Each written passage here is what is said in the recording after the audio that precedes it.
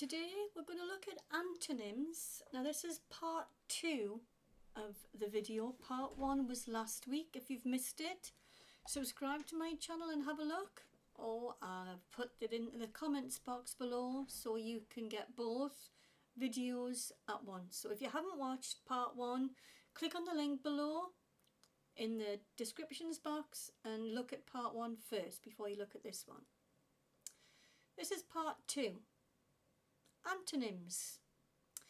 Antonyms are words that have opposite meanings. For example, the antonym of happy is sad.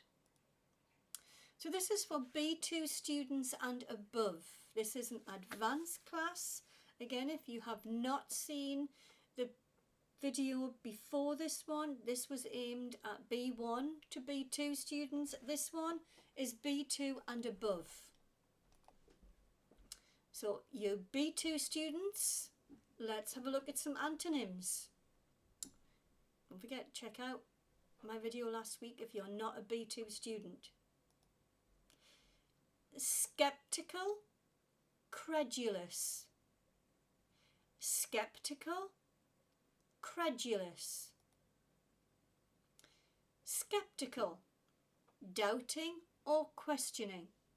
For example, Anne was skeptical about the so-called miracle diet Martina had recommended.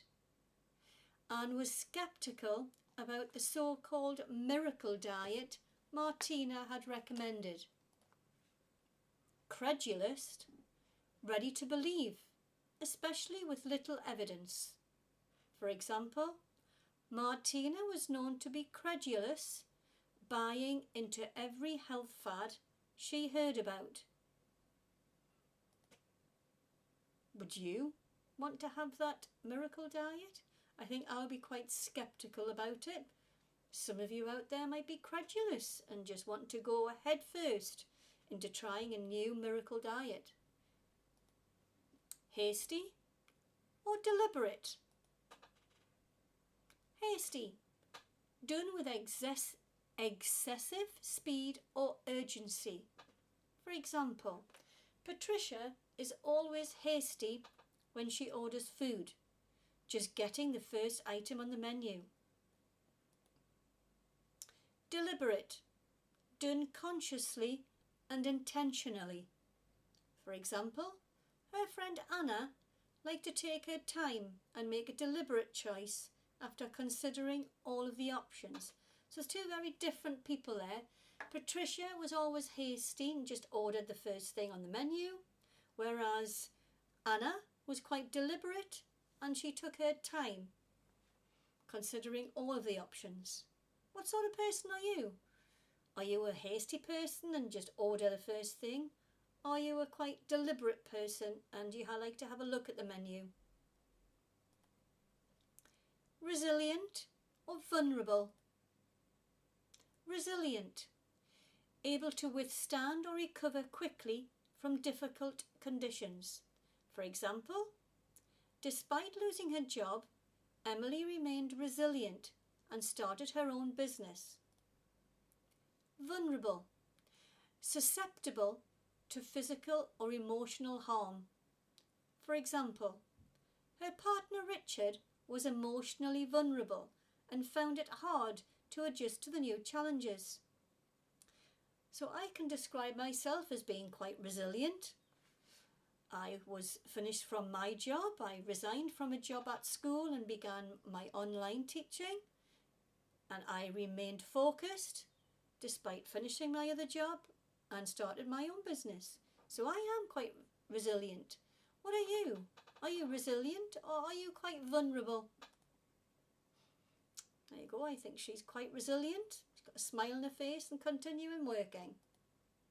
Next words, candid and deceptive. Candid, truthful and straightforward.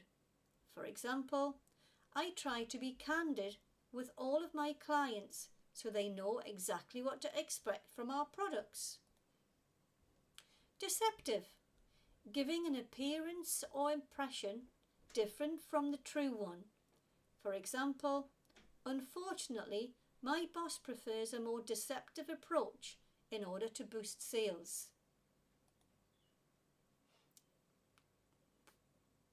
What sort of adjective would you describe this man as? Would you think he was a candid person or a deceptive person? I don't think he's straightforward or truthful. I think he's quite deceptive. Infallible, unreliable. Infallible, incapable of making mistakes or being wrong. For example, Sue believed her strategy was infallible and would guarantee success. Unreliable, not able to be relied upon. For example, Steve, however, was rather unreliable, missing key deadlines that put the plan at risk. So Sue was an infallible person, didn't make mistakes, didn't like being wrong. Hopefully she would gain success. Whereas Steve was unreliable as he missed deadlines that put the plan at risk. What do you think about these two? Who do you think is unreliable? Lady 1 or Lady 2? I'm thinking Lady 2 is a bit unreliable because she looks as though she's looking at her, wondering what she's doing. So I think Lady number 2 is an unreliable source there. Okay, that's your antonyms. Let's see if we can put them into a gap-fill reading passage. Now, it's B2 in advance, so I haven't done questions, I haven't done sentences.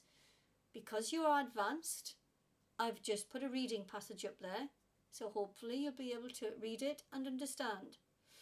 I'll read it for you.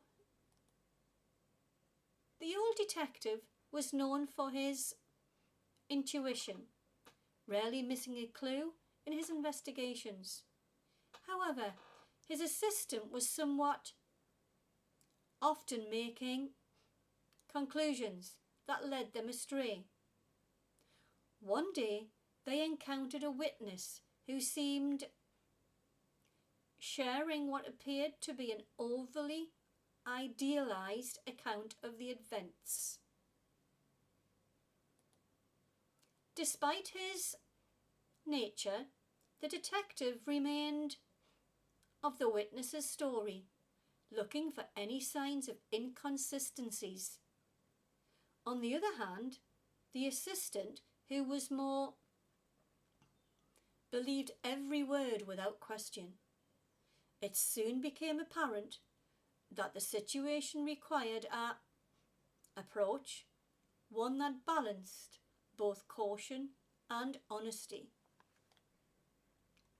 So that is the gap-fill reading passage. If you made note of the words through the lesson, you should have the words with the meanings, and hopefully there's enough clues in there to help you put each word into the gaps. Okay?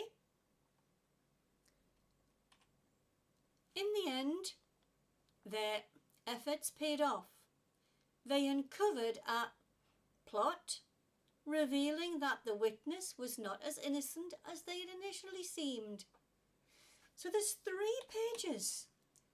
pages of the gap-fill reading passage. It's like a little story, but you've got to put those antonyms that we've learned today in the spaces. Did you manage them all?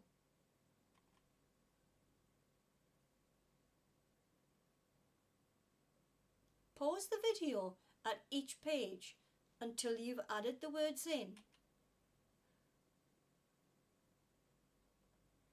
Check your words. Look at the meanings of the words. Make sure you understand the words. Do the words fit in each sentence? Does the sentence make sense to you? Those are the questions you need to ask yourself when filling in a gap-fill task. Let's look at some answers. How did you do? The answers. The old detective was known for his infallible intuition, rarely missing a clue in his investigations. However, his assistant was somewhat unreliable, often making hasty conclusions that led them astray. One day, they encountered a witness who seemed candid, sharing what appeared to be an overly idealized account of the events. Despite his resilient nature, the detective remained skeptical of the witness's story, looking for any signs of inconsistencies. On the other hand, the assistant, who was more credulous, believed every word without question. It soon became apparent that the situation required a deliberate approach, one that balanced both caution and honesty. In the end, their deceptive efforts paid off. They uncovered a vulnerable plot, revealing that the witness was not as innocent as they had initially seemed. So that was a nice story about a detective there. Well done if you've completed this task. It was quite a challenging one. You are very amazing, quite amazing. Don't forget to like and subscribe for more amazing videos like this.